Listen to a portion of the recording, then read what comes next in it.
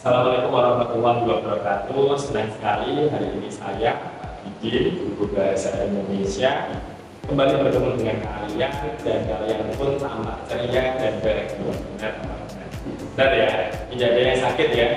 Oke, baik. Semoga semuanya selalu diberikan kesehatan agar bisa mengikuti pembelajaran hari ini dengan keadaan yang bahagia dan selalu semangat.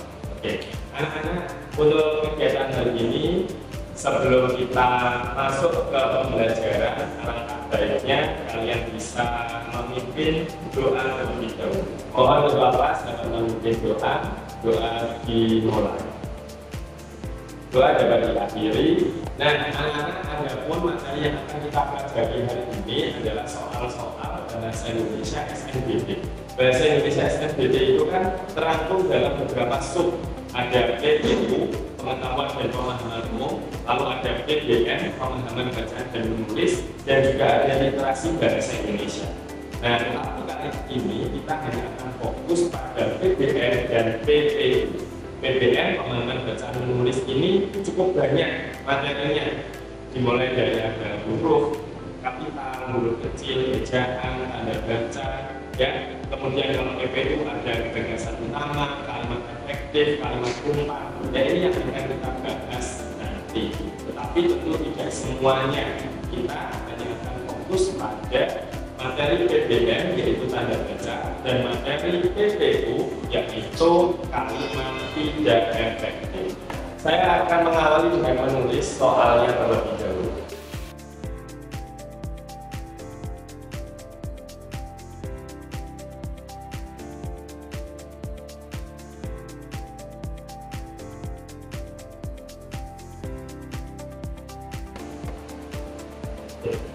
Baik, anak-anak, soalnya sudah selesai saya tulis. Selanjutnya silakan dijawab dengan pertanyaannya.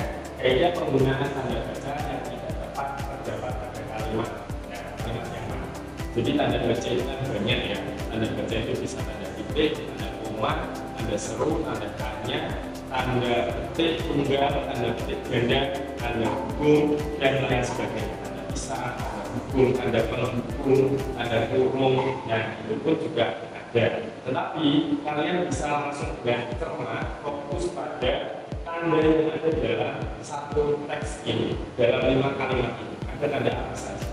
Oke, jawabannya Yusril. Ada tanda apa saja, Mas? Oke, benar ya. Ada tanda titik dan tanda koma.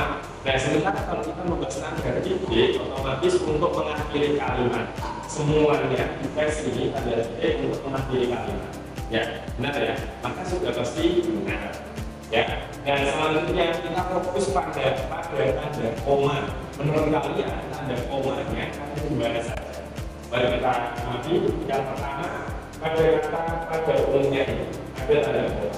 Lalu yang kedua, semua obat adalah racun, koma kecuali. Nah, ini adalah tanda koma. Yang ketiga, hal itu menyadarkan kita bahwa koma dalam mengkonsumsi. Lalu yang keempat, masyarakat menaruh harapan yang besar akan obat koma terapi. Nah, yang kelima, informasi tentang pentingnya obat. Nah, ini ada tanda koma, ini ada tanda koma, dan sebagainya. Nah, ini kira-kira yang mana? Ya, fokus dari tanda koma yang tidak tepat atau yang salah. Baik, sudah bisa menjawab? Oke. Anita yang ada di depan, jawabannya apa? Yang A. Yang A berarti ini ya umumnya. Nah, yang di depan ujung kiri, silakan. Oke, Ahmad jawabannya yang C. Baik, ada jawaban C, ada jawaban A. Yang lainnya, ya ada juga yang menjawab C ya. Nah, kita langsung fokus pada umumnya koma. Tanda koma pada kata pada umumnya ini benar adanya, karena ini untuk memisahkan keterangan. Ya, jadi ini adalah sebagai keterangannya. Kemudian orang memandang obat, nah ini sebagai apa? Struktur yang mengalami dengan subjek, kemudian ini predikat, dan obatnya adalah objek. Nah, ini adalah S, ini P, lalu ini adalah objek. Nah, sebagai ini berarti pelengkapnya. Maka ini adalah keterangan. Dan ini juga. Lalu yang kedua, semua obat adalah racun, koma kecuali.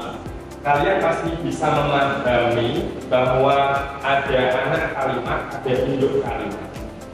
Ya, nah di sini apa digunakan bahwa kata kecuali sebelumnya harus diberikan tanda koma, karena ini untuk memisahkan induk kalimat di depan sini dengan anak kalimatnya, yaitu kecuali minum. Lalu yang ketiga, hal itu menyadarkan kita bahwa, nah kata bahwa di sini harus diberikan tanda koma, benar tidak? Nah ini harusnya salah.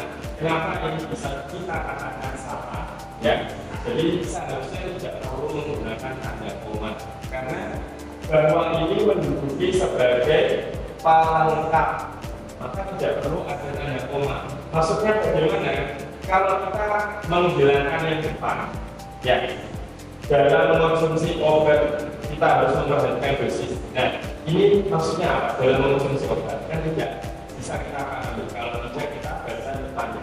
Hal itu menyadarkan kita bahwa, nah maka ini yang harusnya tidak ada tanda koma.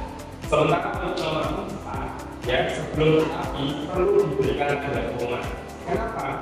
Karena tetapi itu menduduki konjungsi pertentangan atau konjungsi koordinatif. Jadi kalau di tengah kalimat perlu diberikan tanda koma. Lalu yang kelima ada kata open koma, penggunaan koma dan. Nah ini ada konjungsi dan. Konjungsi dan kalau memisahkan 3 rincian maka perlu diberikan tanda koma. Jadi sampai di sini jelas ya pemahamannya bahwa jawaban yang tepat dari kaidah penggunaan tanda baca yang tidak tepat terdapat dalam kalimat 3. Nah ini adalah jawaban. Oke, kita lanjutkan pada soal yang kedua. Baik anak-anak, kita lanjutkan ke soal yang kedua, yaitu soal PPU, pemahaman dan pengetahuan umum.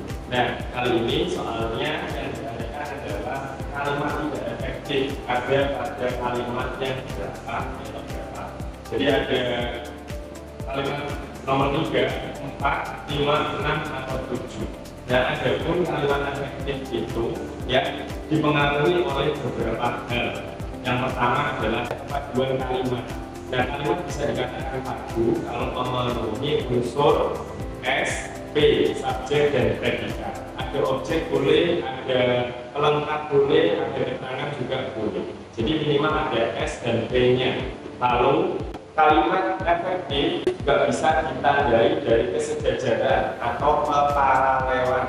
Dan maksudnya apa? Misalkan menggunakan konjungsi dan. Jadi sebelum konjungsi dan setelahnya, maka kata yang ada di dalam kalimat tersebut harus berhubungan yang sama. Misalkan kita harus menggunakan dan misalkan memperbaiki ruangan ini. Nah, kita harus menggunakan dan memperbaiki ruangan ini. Jadi itulah yang disebut dengan kesejajaran. Ya. Lalu berikutnya kalimat efektif juga bisa ditandai dari penggunaan konjungsi. Ya, dari penggunaan konjungsi. Nah, sementara itu dari soal-soal ini mari kita telah sama-sama. Yang ketiga, salah satu caranya adalah, ini kalau kita analisis ini menjadi subjek, lalu ada lagi adalah menjadi predikat. Sementara dengan hukum, ini otomatis enggak keterangan alat atau keterangan cara. Ya. Kemudian melalui gotong royong, karena ini adalah ujaran seseorang, berarti ini ditandai dengan tanda petik. Nah ini menjadi kalimat langsung. Tanda dari kalimat langsung berarti harus ada tanda petik 2. Sebelum orang yang menyampaikan harus dipisahkan dengan tanda koma. Jadi nomor 5, nomor 4 juga benar.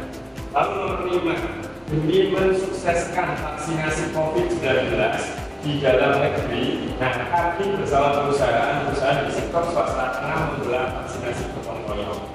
Kalian bisa menandai di sini ada tanda koma.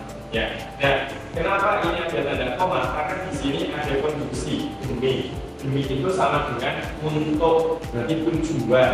Dan sementara yang di belakang ini adalah menempati apa?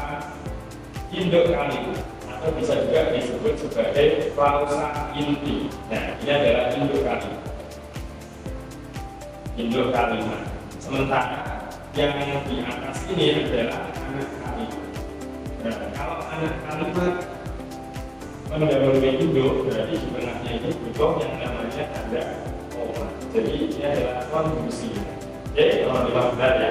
Lalu nomor 6 pada dasarnya sama dengan nomor 4 karena ini adalah berupa kalimat langsung. Kita ada tanda petik, ini ada tanda petik, ini ada kata yang menyampaikan, dan di sini dikatakan dengan tanda koma. Nah, satu-satunya berarti jawabannya ada pada kalimat nomor 7. Melalui program vaksinasi yang dilakukan tersebut, maka kalian harus tahu bahwa melalui ini juga sebagai konjungsi, maka juga sebagai konjungsi yang bermakna akibat. Nah, kalau dua-duanya ini sebagai konjungsi, maka kalimat ini tidak bisa disebut sebagai apa? Kalimat yang efektif, karena ini ada sebagai anak kalimat, kemudian klausa berikutnya ini juga menjadi anak kalimat. Dan berarti harus ada induknya, karena kalimat itu ya setidaknya harus ada induknya. Ditandai sebagai induk kalimat, tentu apa? Tidak boleh ada konjungsinya. Nah, maka ini harus kita bilangkan konjungsi. Konjungsi yang mana? Melalui atau maka? Harusnya jadi ini yang dibilangkan. Ada komanya tetap. Berarti ini selanjutnya menjadi induk kalimat. Induk kalimat. Nah, ini sampai berapa? Jadi yang tidak efektif, maka jawabannya adalah baik anak-anak, demikianlah pembelajaran kita hari ini. Semoga dua soal yang telah kita bahas bersama-sama ini dapat kalian pahami dengan baik, sehingga kalian dapat menerapkannya dalam pengerjaan soal di lain waktu, khususnya saat pengerjaan soal SNMPTN nanti kalian diberikan kemudahan dan lancar. Jika ada kesulitan, silakan saya membuka dengan lapang dada pertanyaan, ataupun misalkan ingin bertanya seputar trik atau tipsnya untuk menjawab soal dengan cepat. Oke, dan marilah kita akhiri pembelajaran hari ini dengan doa bersama-sama. Doa atau doa majelis. Subhanallahumma wa bihamdika, asyhadu an la ilaha illa anta, astaghfiruka wa atubu ilaik. Akhir kata, assalamualaikum warahmatullahi wabarakatuh.